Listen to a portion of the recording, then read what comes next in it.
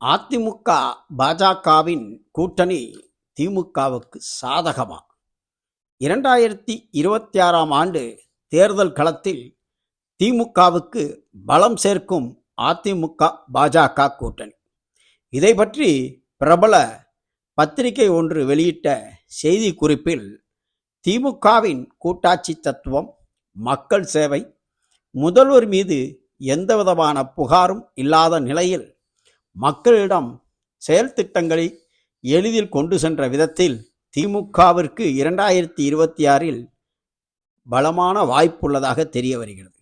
அதுவும் அதிமுக பாஜக கூட்டணியை தொண்டர்கள் ஏற்றுக்கொண்டார்களா என்ற ஒரு குழப்ப நிலையும், விஜயின் அதிரடி நுழைவும், ஆதலால் இளைஞரிடம் தாக்கம் ஏற்பட்டாலும் வாக்கு வங்கியாக மாறுமா என்பது சந்தேகமே. எனவே 2026 தேர்தலில் திமுக முந்துகிறது.